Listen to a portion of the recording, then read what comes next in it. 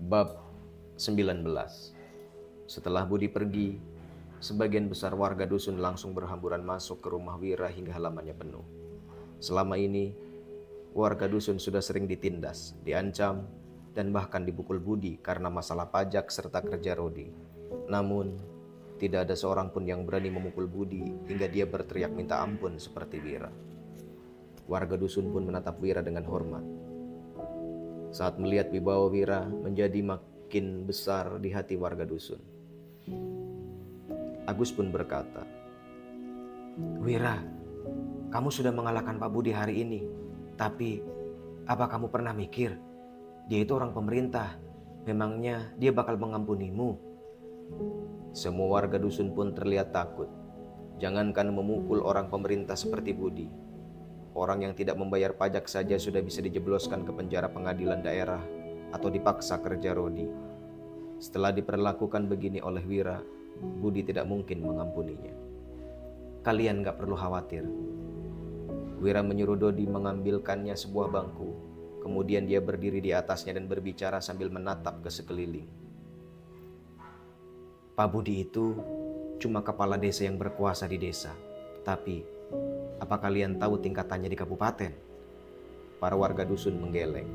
Wira menjelaskan, ada seorang patih di pengadilan daerah. Sedangkan di kabupaten besar ada wakil patih. Di kabupaten kecil kita ini cuma ada pejabat sipil dan jenderal militer. Mereka semua adalah pejabat besar, tapi sisanya adalah pejabat kecil. Sebenarnya, kepala desa bahkan gak termasuk pejabat kecil. Mereka gak punya status apapun di pengadilan daerah. Lagian, mereka juga belum tentu pernah ketemu sama patih seumur hidup mereka. Penduduk desa pun tercengang. Biasanya, Budi selalu menggertak mereka dengan nama pemimpin kabupaten. Budi juga selalu mengatakan bahwa dia bisa dengan mudah mengirim penduduk desa ke militer. Namun, dia ternyata tidak termasuk pejabat di pengadilan daerah.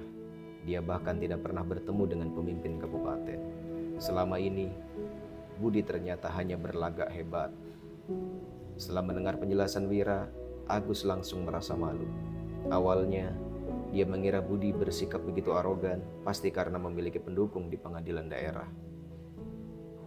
"Jadi, kalau benar-benar pengadilan daerah, Budi sama sekali gak lebih hebat dariku kok?" Wira lanjut bertanya. "Kalian tahu apa yang diperlukan kalau mau mengadu ke pengadilan daerah?" Semua warga dusun menjadi bersemangat. Rakyat jelata rata-rata takut akan segala sesuatu yang berhubungan dengan pemerintah. Mereka pada dasarnya selalu berusaha untuk menghindar dari orang pemerintah. Jadi mereka tidak begitu mengerti tentang sistem pemerintahan. "Apalagi selain uang, pemerintah lebih mementingkan harta daripada nyawa rakyat jelata." Seorang warga dusun yang berpengalaman pun mengeluh dengan kesal. "Benar, hanya ada dua macam pihak berwajib. Yang adil atau yang mata duitan." Wira berkata dengan lantang. "Kalau pemimpin kabupaten adil, Budi gak mungkin berani pergi ke pengadilan daerah. Dengan perbuatan kejinya hari ini, pergi ke pengadilan daerah sama saja dengan mengantar maut."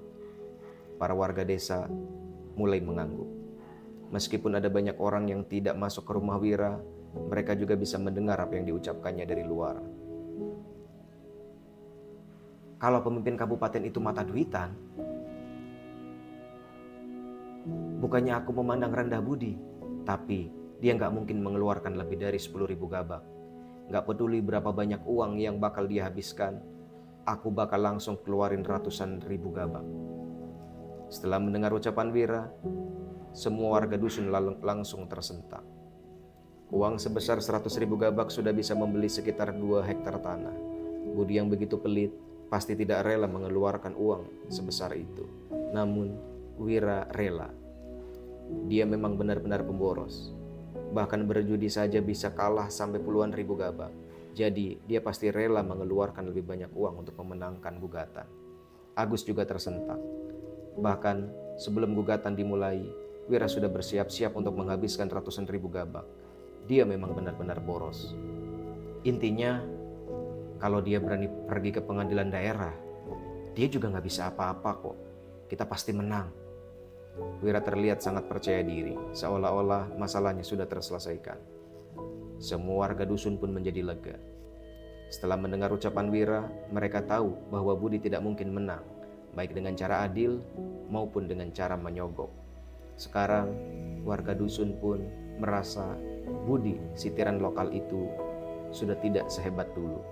Agus mengurutkan keningnya dan berkata dalam hati, "Sejak kapan bocah itu jadi begitu hebat? Baru bicara beberapa patah kata saja, sudah bisa membodohi semua orang." Wira berkata lagi, "Hari ini, kalian semua sudah membantu keluargaku yang mendapat masalah.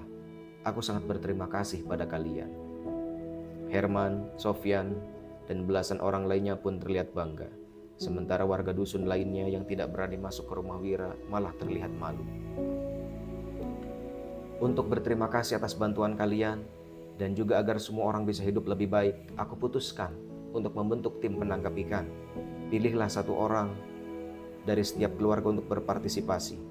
Paman Hasan jadi ketuanya, sedangkan Sony, Danu, dan Dodi jadi wakil ketua," ujar Wira.